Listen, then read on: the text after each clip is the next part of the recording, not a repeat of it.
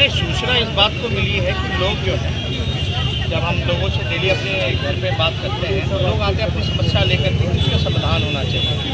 तो चाहे फल मार्केट हो, दूध मार्केट हो, मछली मार्केट हो, सब्जी मार्केट हो, सभी जगह के जो ऑर्गेनाइजेशन है वो हम तक आए और अपनी समस्याओं को रखें। हमको लगा कहीं ना कहीं तो इनके साथ नाइंसाफ़ी हो रही है, तो हम दूध मार्केट भी पहुँचे। हम सरकार से बस ये जानना चाह रहे हैं कि किसके आदेश पे और किसके तहत ये कार्रवाई की जाती है। अभी लीडर ऑफ ऑपोजिशन हमारे पास पूरा राइट है, या जिनका दुकान तोड़ा जा रहा है उनका भी पूरा अधिकार बनता है कि किस वजह से ये कार्रवाई की जा रही है। अगर सरकार हाई कोर्ट का हवाला देती है कि अतिक्रमण, पहली बात तो ये सरकारी पैसे से बना, उस समय के तत्कालीन मुख्यमंत्री लालू जी ने इसका उद्घाटन किया, सरकारी ज़मीन, यानी ये सरकारी है। सरकार ही सरकार की चीज़ों को तोड़ने का काम कर रही है, और बल्कि अनऑर्गेनाइज्ड सेक्टर चीज़ें इंफ्रास्ट्रक्चर थी, इसको ऑर्गेनाइज तरीके से ये इनके लिए दुकानें बनाएगी और बाकायदा इनके पास लाइसेंस से अलॉट किया गया।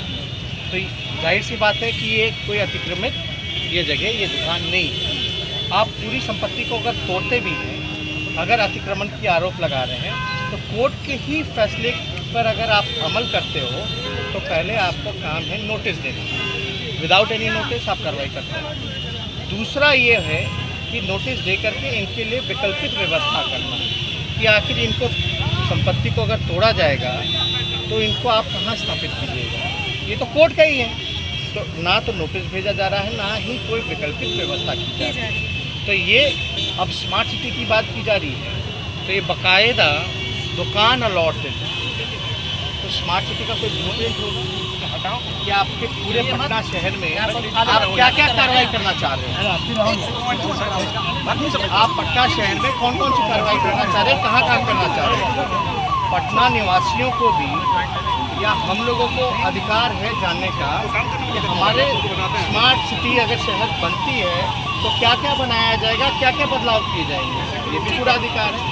तो हम लोगों ने आज डेलीगेशन जो है पटना कमिश्नर के पास पार्टी में भेजने का काम किया है, ताकि वी वांट कम्युनिकेशन। कोई भी समस्या का समाधान है बातचीत। ठीक है, एक सवाल है कि पिछले बुधवार को दुख मार्केट में जिस तरीके से अतिक्रमण को लेकर के जो पुलिस पहुंची थी, तो आप वहां पहुंचे थे। इसको ये माना जाए कि तेजस्वी यादव जब से उन्होंने कमबैक किया है वो फुल एक्शन में है, या आरजेडी एक बार फिर आने वाले विधानसभा चुनाव को ध्यान में रखकर गरीबों को कहीं ना कहीं साथ दे रही है? तो इसको क्या माना जाए, क्या सहानुभूति माना जाए या विधानसभा चुनाव को लेकर एक रणनीति माना जाए? हम तो लगातार सवाल उठाते हैं, चाहे सृजन घोटाला हो, बालिका गृह हो, जंतर मंतर तक भी है। और हम पहली बात, हमने संन्यास तो लिया नहीं था जो कम बैक हो गया। आई वॉज ऑलवेज देयर, ठीक है, physically presence was not there for few months, उसका भी कारण था।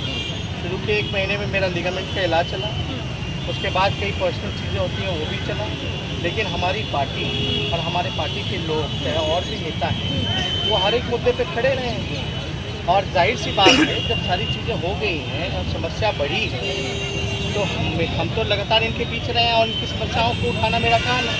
उस चीज़ों को हम उठा रहे हैं। कोई व्यक्ति कहाँ तेजस्वी है, इससे ज़्यादा इम्पोर्टेंट है कि चमकी बुखार से बच्चों की जो मौत हुई इसका दुष्प्रभाव है, और फिर होगा इसके लिए क्या व्यवस्था की गई कि फिर ये ना हो चमकी बुखार, जिससे बच्चे हमारे बाहर हुआ है। तो राहत के लिए क्या किया गया है, और जो तबाही से जो नुकसान हुआ है इसका जिम्मेदार कौन है?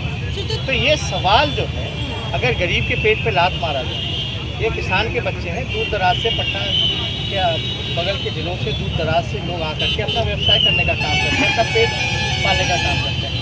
और आपको भी पता होगा कि सरकार में, भारत सरकार में सबसे देश का सबसे ज़्यादा जो मंडी की मार हो रही है, मंदी पूरे जगह जो छाई हुई है, जहाँ लोग जॉब क्रिएट की जगह जिसका जॉब था वो भी नुकसान हो रहा है, तो इसका जवाब तो देना पड़ेगा। और ये कार्रवाई हो रही है तो कोई तो जवाब दो।